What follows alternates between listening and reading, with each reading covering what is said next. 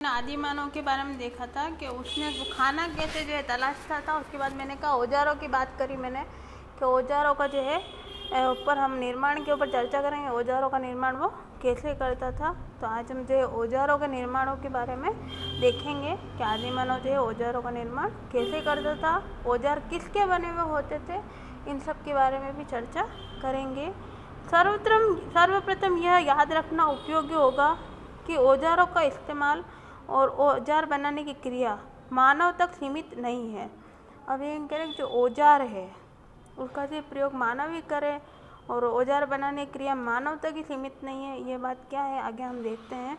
पक्षी भी कुछ ऐसी चीज़ें बनाने के लिए जाने जाते हैं जो उन्हें भोजन प्राप्त करने, अपने आप को स्वच्छ एवं स्वस्थ रखने और सामाजिक संघर्ष में सहायता देने के लिए उपयोगी होती है। यानी कि जो इंसान तो औजार बनाता है अपनी आवश्यकता की पूर्ति के लिए, लेकिन इंसान ही सिर्फ औजार बनाए ये जरूरी नहीं है।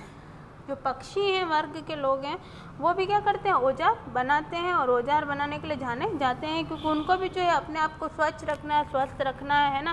जैसे अगर अब इंसान की जो जानवर उसकी चोंच की बात करें तो चोंच उसके लिए एक औजार के रूप में, क्योंकि खाना तो खाते ही है, खाना खाने के साथ में जो है वो कई सारे अपने घर बनाने के लिए जो अपने दांतों का प्रयोग करता है। जैसे घोंसला बनाना, तो घोंसले के निर्माण के लिए भी एक औजार के स्वरूप में जो है वो अपना दांतों का, अपनी चोंच का प्रयोग करता है। तो जो है सामाजिक संघर्ष के लिए, यानी कि जो है अगर कोई उसको पकड़ने आए तो वो अपनी चोंच, अपने पंजों का इस्तेमाल क्या करता है, जो है किसी से बचाव के लिए करता है। जबकि हम मनुष्य हैं तो हाथ पैर तो चलाएंगे, हाथ पैर से अगर काम नहीं चलेगा तब हम क्या करेंगे भाई, किसी औजार का इस्तेमाल करके आगे वाले पर आक्रमण करते हैं। तो ये जो पशु पक्षी है वो अपने शरीर को औजार के रूप में प्रयोग करते हैं। इसी प्रकार कुछ चिंपैंजी भी अपने भरण पोषण के लिए जो औजार इस्तेमाल करते हैं उन्हें वह स्वयं बनाते हैं। अब जो चिंपांजी है वो मनुष्य की भांति होता है, तो वो भी क्या करता है, कुछ औजारों का प्रयोग करता है। हालांकि मनुष्यों में औजार बनाने के लिए कुछ विशेषताएं हैं जो वानरों में नहीं पाई जाती है। और अब वो यूँ कह रहा है कि जो मनुष्य हैं उसमें भी क्या है, औजार बनाने के लिए कुछ विशेषताएं हैं जो वानरों में नहीं पाई जाती। अब देखिए जो चिंपांजी वो एक तरीके से वानर ही है, तो वानर के अंदर क्या है भाई, सारी विशेषताएं तो नहीं पाई जा सकती है ना।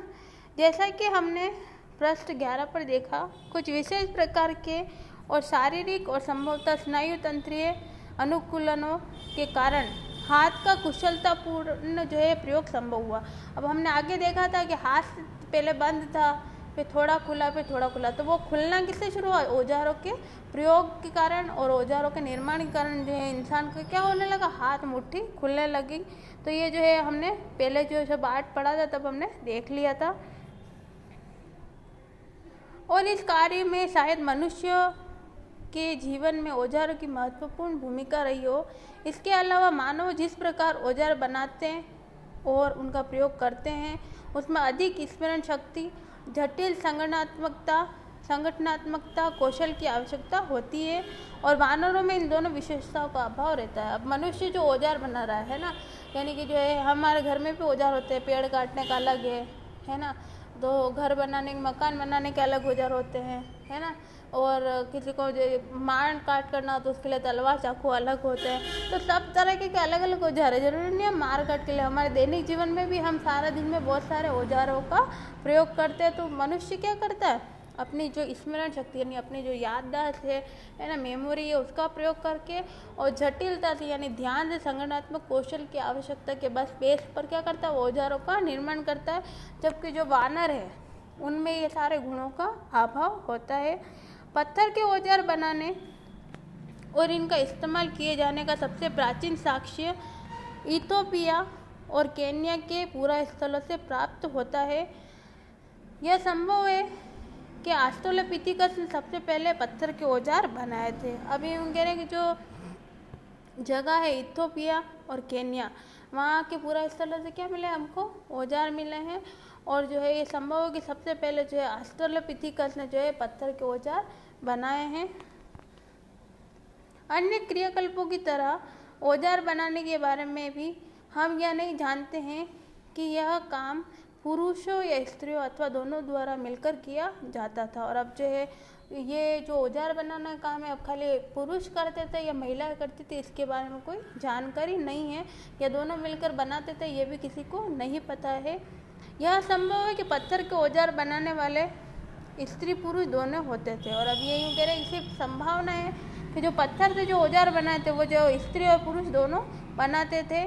संभव है कि स्त्रियाँ अपने और अपने बच्चों के भोजन प्राप्त करने के लिए कुछ खास औजार बनाती और इस्तेमाल करती रही होगी। और अब ये यूँ कह रहे हैं कि जो है स्त्रियाँ जो है महिलाएं वो कौन से औजार बनाती थी, वो अपने बच्चों के जो है देखभाल करना और अपने बच्चों का भोजन तलाशने वाला औजार बनाती थी। अगर किसी जानवर का शिकार करना तो पत्थर मारा, पत्थर ही एक औजार है उनके लिए, है ना।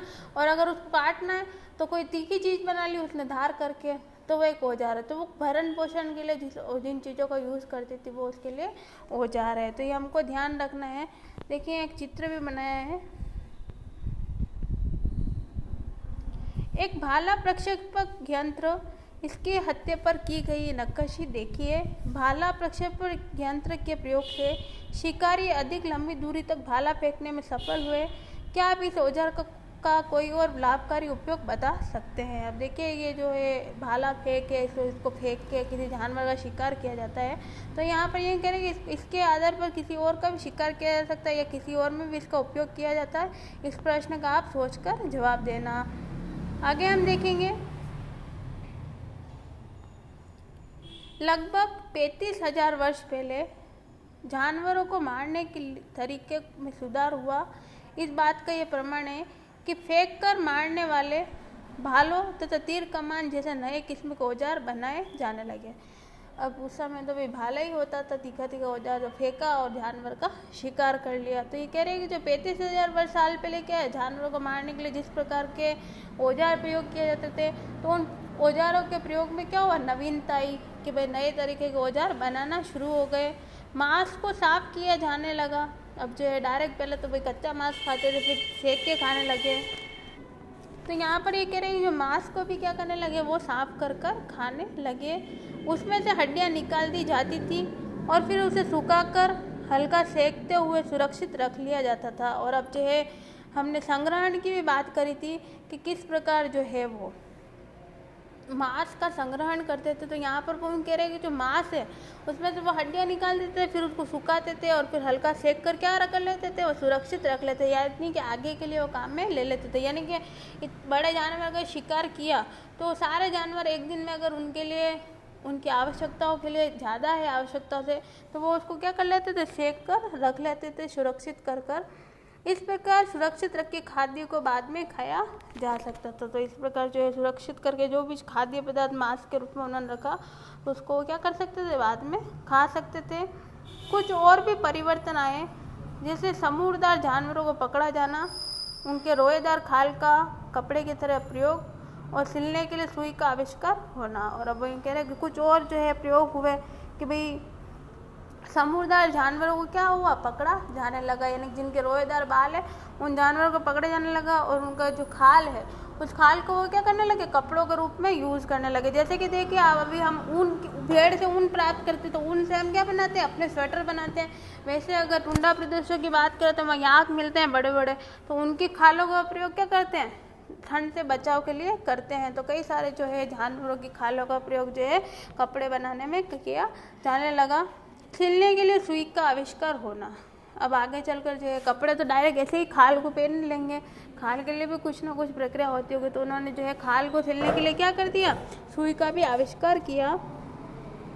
सिले हुए कपड़ों का सबसे पहला साक्ष्य लगभग 21,000 वर्ष पुराना है। और अब वो यूँ कह रहे जो सिला हुआ कपड़ों का जो साक्ष्य है वो लगभग कितने हज़ार वर्ष पुराना है, 21,000 वर्ष पुराना है।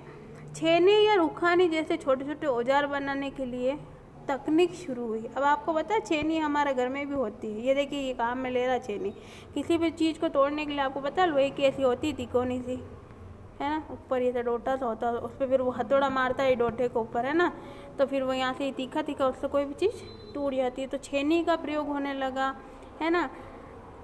इन नुकीले ब्लेडों से हड्डी, सींग, हाथी दांत या लकड़ी पर नक्काशी करना या कुरेदना अब संभव हो गया। और अब वो यूँ कह रहे कि जो ये सींग है हाथी के दांत हैं, है ना, लकड़ी है, इन पे सब पे नक्काशी करना, कुरेदना, ये सब काम करना क्या हो गया, छेनी के बल पर संभव हो गया। आगे हम देखेंगे छेनी के बारे में बताया। पहला देखिए क वाला, एक बड़े पत्थर के ऊपर ऊपरी सिरे को पत्थर के हथौड़े की सहायता से हटाया जाता है।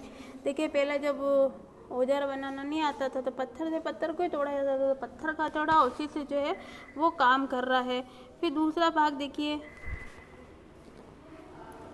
इससे एक चपटी सतह तैयार हो जाती है जिस प्रहार मंच यानी घन कहा जाता है। और अब जो है उसके ऊपर जब चोट करी, है ना, प्रहार किया, तो उससे क्या हो गई, एक चपटी सतह तैयार हो गई। तीसरा घ वाला देखिए, फिर इस पर हड्डी या सिंग से बने हुए पंच और हथौड़े की सहायता से प्रहार किया जाता है। और अब जो है तीसरा वाला जो देखो छेनी भी है, हथौड़ा भी है, और उसकी सहायता से क्या कर रहे हैं, हड्डी को और सिंग को जो है अलग कर रहे हैं। घ वाला देखिए आप,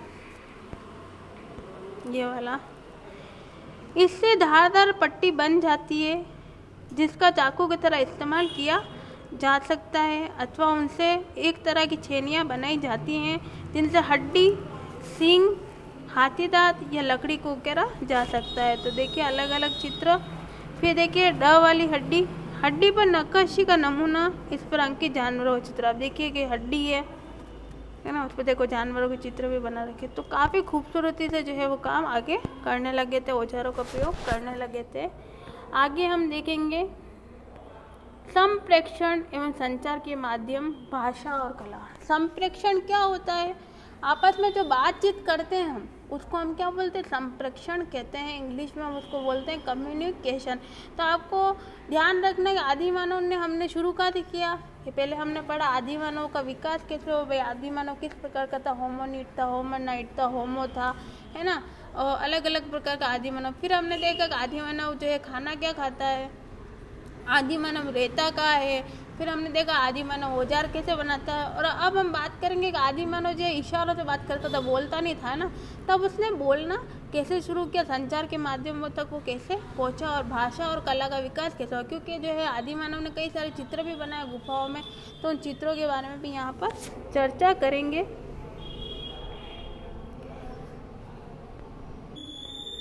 अब देखिए जीवित प्राणियों में मनुष्य ही एक ऐसा प्राणी है जिसके पास भाषा है। क्योंकि जानवर बोलता है ना, हम उसकी भाषा समझ नहीं सकते हैं ना, दहाड़ता है वो, कोई चीज़ करता है, लेकिन मनुष्य जो है उसके पास क्या है, बोलने के लिए भाषा है। किसी न किसी भाषा में वो क्या करता है, आपस में बातचीत करता है। भाषा के विकास पर कई प्रकार के मत हैं। अब यूँ कह रहे जो भाषा है उसका विकास हुआ, इस पर भी कई सारे मत दे रखे भाई कैसे हुआ होगा, ये भी हमें ध्यान रखना है। होमिनिड भाषा में अंग विक्षेप यानी हाव भाव या हाथों का संचालन, हिलाना शामिल था। और अब जो है ये कह रहे हैं कि जो होमिनिड की जो भाषा है उसमें क्या है, हाव भाव है और हाथों का संचालन यानी कि हिलाना शामिल है, यानी कि इशारों से वो बातें करते थे, बातों हाथ हिलाते हुए क्या करते हैं, वो बातें करते हैं। दूसरा इन्होंने दिया कि उच्चारित भाषा से पहले गाने या गुनगुनाने जैसे मौखिक या अशाब्दिक संचार का प्रयोग होता था। अब यूँ कह रहे हैं कि जो है बोलने से पहले क्या होता था, किसी भी भाषा को बोलने से पहले कि वो जो है गाना गुनगुनाते थे या फिर मौखिक यानी इशारों से बातें करके जो है अपने शब्दों का प्रचार करते थे। तीसरा देखेंगे मनुष्य की वाणी का प्रारंभ संभवतः आह्वान या बुलावे की क्रिया से हुआ था, जैसा कि नर वानरों में देखा जाता है। और अब वो कह रहा है कि जो मनुष्य है उसकी वाणी का प्रारंभ संभवतः क्या हुआ, आह्वान या बुलावे की क्रिया से हुआ, यानी कि किसी को बुलाने, आह्वान में किसी को बुलाने के लिए उसने ये किया, सबसे पहले आवाज़ लगाई किसी को, इसीलिए क्या हुआ, वो बोलना सीख गया।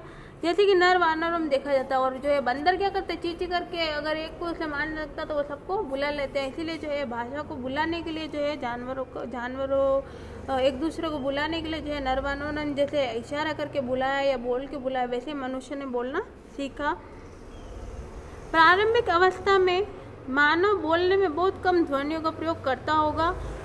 धीरे धीरे ये ध्वनि आगे चलकर भाषा के रूप में विकसित हो गई होगी। और अब ये कह रहे हैं कि बहुत कम धीरे धीरे बोलता था, है ना, धीरे धीरे बोलना सीखा वो मनुष्य। तो बोलने के लिए वो क्या करता था, स्वर तंत्र यानी कि हमारी जीवन से हम बोल रहे हैं, तो उन स्वर तंत्रों का प्रयोग करता, फिर बाद में क्या करने लगा, वह तेजी से जो है बोलने लगा। उच्चारित यानी बोली जाने वाली भाषा की उत्पत्ति कब हुई? ऐसा सुझाव दिया जाता है कि होमो हेबिलस के मस्तिष्क में कुछ विशेषताएं थी जिनके कारण उसके लिए बोलना संभव हुआ। और अब ये कह रहे हैं कि जो बोलना है, भाषा की उत्पत्ति कब हुई ये किसी को नहीं पता, लेकिन ऐसा सुझाव दिया जाता है कि जो होमो हेबिलस जो मानव था उसके सर के अंदर क्या, मस्तिष्क में अंदर ऐसी विशेषताएं थी कि वो जो है बोलना उसने शुरू कर दिया। इस प्रकार संभवतः भाषा का विकास सबसे पहले 20 लाख वर्ष पूर्व शुरू हुआ होगा। और अब ये कह रहे हैं कि संभवतः जो है भाषा का जो विकास है वो कितने साल पहले शुरू हो गया था, 20 लाख वर्ष पहले शुरू हो गया था। मस्तिष्क में हुए परिवर्तनों के अलावा स्वर तंत्र का विकास भी उतना ही महत्वपूर्ण था। और अब ये कह रहे हैं जो मस्तिष्क है उसमें जो परिवर्तन हुए उसके साथ ही स्वर तंत्र यानी कि हमारी जीवान है, जीवा, उसमें जितना जो है परिवर्तन हुआ वो भी स्वर तंत्र के आधार पर ही हुआ है।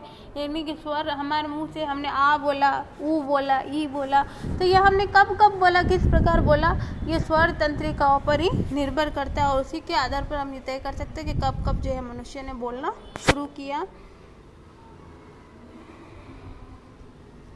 स्वर तंत्र का विकास लगभग 2 लाख वर्ष पहले हुआ।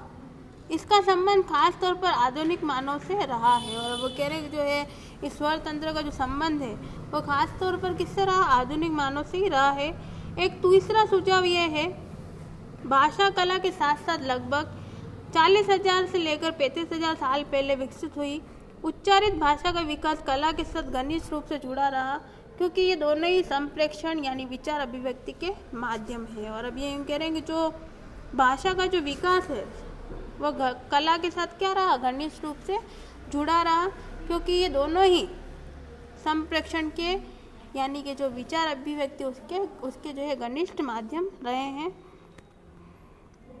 देखिए यहाँ पर एक चित्र दिया है, अल्टीमीरा के गुफा चित्र। हमको ध्यान रखना अल्टीमीरा क्या है, उसकी गुफा चित्र क्या है। अल्टीमीरा स्पेन में स्थित एक गुफा स्थल है। अल्टीमीरा की गुफा की छत पर बनी चित्रकारियों की ओर मार्सिलिनो सेज द साउतुओला का ध्यान उसकी बेटी मारिया द्वारा नवंबर 1879 में दिलाया गया। मार्सिलिनो एक स्थानीय भूस्वामी तथा शौकीन पुरातत्वविद थे। उनकी नन्ही सी लड़की गुफा में इधर उधर दौड़ और खेल रही थी जबकि उसके पिता गुफा के फर्श की खुदाई कर रहे थे। अचानक मारिया की नज़र छत पर बनी चित्रकारी पर पड़ी। वह तुरंत चिल्ला उठी, पापा देखो बेल। एक बार तो उसके पिता ने बेटी की बात को हंसी में उड़ा दिया, पर तुरंत ही उन्हें यह एहसास हुआ कि छत पर सचमुच कुछ चित्रकारियाँ बनी हुई है। यानी कि एक व्यक्ति है, मार्सिलिनो नाम है, वो अपनी बेटी के साथ गुफा में है और एक वो पुरातत्वविद है और वो खुदाई कर रहे थे। और खुदाई करते करते उनके बच्चे उस गुफा में खेल रही है। उसकी नज़र कहाँ पड़ी है, छत पर पड़ी है। और छत पर पड़ी नज़र पे उसने देखा कि ये बेल का चित्र है, तो वह चिल्लाई, पापा ये बेल का चित्र है। तब उन्होंने उस बात को मजाक समझा, लेकिन बाद में उन्होंने जब देखा कि सचमुच में क्या है, छत पर कई सारे चित्र बने हुए हैं जिनमें रंग की बजाय किसी प्रकार की लेई यानी पेस्ट का इस्तेमाल किया गया। और अब जो ये चित्र बना हुआ था वो चित्र किसी रंगों से नहीं बनाया गया बल्कि किसी लेई यानी किसी अन्य प्रकार की जो लोई से बना हुआ था। फिर तो उसका मन उमंग से इतना भर उठा कि वह हतप्रभ हो गए और अगले ही वर्ष उन्होंने एक पुस्तिका प्रकाशित की। लेकिन लगभग 2 दशक तक उनकी खोज के निष्कर्षों को यूरोपीय पुरातत्वविदों ने इस आधार पर स्वीकार नहीं किया कि ये चित्रकारियाँ इतनी ज़्यादा अच्छी हैं कि ये उतनी प्राचीन नहीं हो सकती। और वो यूँ कह रहे हैं कि जो ये चित्रकारियाँ जो दिखी उनको बेल की, वो क्या है, बहुत ही नवीन है, बहुत ही खूबसूरत है। तो वो यही कह रहे हैं कि जो है इतनी प्राचीन उनको नज़र नहीं पड़ती है, यह उनको जो है नवीन ही चित्रकारियाँ लग रही है। ये आपको ध्यान रखना है। आगे देखिए, फ्रांस में स्थित लेस्कॉक्स और सोवे की गुफाओं में और स्पेन में स्थित अल्टामीरा की गुफा में जानवरों की सैकड़ों चित्रकारियाँ पाई गई है। अब हमने भाषा के बारे में देख लिया, अब चित्र के बारे में देखें कि इंसान ने चित्र भी बनाए। अल्टामीरा की गुफा से बेल का चित्र मिला। इसके बाद फ्रांस में लेस्कॉक्स, सोवे, इनकी गुफाओं से भी जो है क्या मिले, जानवरों की कई सारी सैकड़ों चित्रकारियाँ जो है हमें देखने को मिलती है, जो 30,000 से 12,000 साल पहले के बीच में कभी बनाई गई। इनमें घोड़ों, साकिन, हिरणों, मेमनों यानी विशालकाय जानवरों, गेंडों, शेरों, भालुओं, तेंदुओं, लकड़बगों और उल्लुओं के चित्र शामिल है। तो कई सारे जानवरों के चित्र वहाँ पर बने हुए गुफाओं के अंदर मिले हैं। इन चित्रों पर जितने उत्तर नहीं दिए गए हैं उससे कई अधिक प्रश्न उठाए गए हैं। और अब यूँ कह रहे हैं जितने तो कि किसने बनाया, कैसे बनाया, ये तो सारे जो है प्रश्नों के जो है उत्तर नहीं मिले, लेकिन कई सारे प्रश्न लोगों ने उठाना शुरू कर दिए। उदाहरण स्वरूप इन गुफाओं के कुछ हिस्सों में चित्र क्यों हैं जबकि अन्य हिस्सों में नहीं। अब वो यूँ कह रहे हैं कि गुफा के अंदर चित्र मिले तो एक ही जगह से क्यों मिले, पूरी गुफा के अंदर से क्यों नहीं मिले, तो ये सारे उसके मन में प्रश्न हैं। कुछ खास जानवरों को ही चित्रित क्यों किया गया, और वो बोल रहे हैं भाई ये सारे जानवरों को क्यों नहीं चित्रित किया गया, खाली सेलेक्टेड जानवरों को क्यों चित्रित किया गया है। पुरुषों को अकेले अलग अलग और समूहों में चित्रित किया गया है जबकि स्त्रियों केवल समूह में ही क्यों। अब जो पुरुष थे उनको अलग अलग जगहों पर चित्रित किया गया। पुरुषों के तो अलग अलग जगह पे चित्र हैं, जानवरों के भी हैं, लेकिन जो स्त्रियां उनके सिर्फ समूह में चित्र हैं, तो ऐसा क्यों, ये सारे प्रश्न किए गए। जानवरों के समूह को गुफा के उन भागों में क्यों चित्रित किया गया जहाँ आवाज़ अच्छी तरह पहुँचती थी। और अभी कह रहे कि भाई खाली जानवरों को वहाँ क्यों चित्रित किया गया जहाँ उनकी आवाज़ पहुँचती थी, बाकी जगहों पर जानवरों को क्यों चित्रित नहीं किया गया। इन प्रश्नों के अनेक स्पष्टीकरण दिए गए। उनमें से एक यह है, चूँकि जीवन में शिकार का महत्व है इसलिए जानवरों की चित्रकारियाँ धार्मिक क्रियाओं, रस्मों और जादू टोने से जुड़ी होती थी। शायद चित्रकारी इसलिए की जाती थी कि ऐसी रस्म अदा करने से शिकार करने में सफलता मिले। और अब वो कह रहे कि जो चित्रकारियाँ है वो धार्मिक क्रियाकलापों से भी जुड़ी थी। भाई कोई मंडप हमारे यहाँ शादी होती है तो हम क्या करते हैं, चित्र बनवाते, तो ब्याह जी बनवाते, ब्याहणी जी बनवाते, बारात की चित्र बनाते। वैसे ही उस समय कुछ ना कुछ उनके दिमाग में इमेज चलती थी, उसके आधार पर वो चित्र बनाते। तो धार्मिक जो भी क्रियाकलाप होते थे, जादू टोना होता था, उनसे जुड़े वो चित्र वहाँ पर हमें बने हुए देखने को मिलते हैं।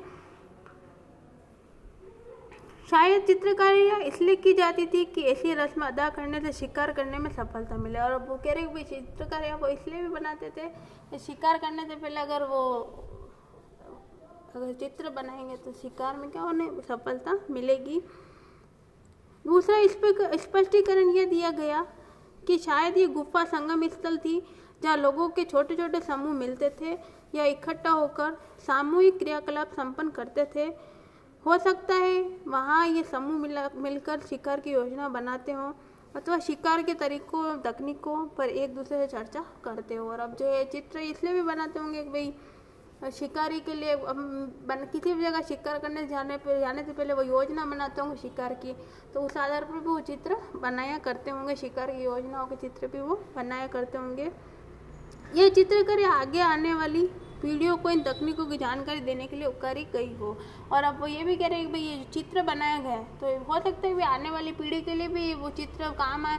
वो चित्र मिटेंगे तो है नहीं, तो आने वाली पीढ़ी भी उससे जो है सजेशन ले, क्योंकि हम पुरानी चीज़ों को आगे तक फॉलो करते हैं तो आगे और पुरानी पीढ़ियों के लिए भी क्या है वो चित्र उपयोगी सिद्ध हो सकते हैं। आदिकालीन समाजों के बारे में ऊपर जो विवरण दिया गया है वह अधिकतर पुरातात्विक साक्ष्य पर आधारित है। जाहिर है अब भी उनके बारे में जानने के लिए बहुत कुछ बचा है, जैसा कि इस अध्याय के प्रारंभ में कहा गया। और बहुत सारी बातें चित्रकारी संबंधी जो हम आगे भी देखते चलेंगे, सारी बातें इस पाठ में नहीं बताएगी, शॉर्ट में सारी बातें बताएगी। शिकार करने वाले और खाद्य सामग्री तलाशने और बटोरने वाले समाज आज भी मौजूद हैं। क्या आज के शिकारी संग्राहकों के जीवन से पुराने समाजों के बारे में कुछ जानना सीखा जा सकता है? इस प्रश्न पर हम अगले अनुभाग में चर्चा करेंगे कि आज के जो शिकारी हैं और पिछले जो शिकारी थे उनके जीवन में कोई अंतर है या उनसे हमने कुछ सीखा है। इस सब की चर्चा क्या करेंगे हम अगले अध्याय के अंदर करेंगे। तो आज के लिए इतना ही, धन्यवाद।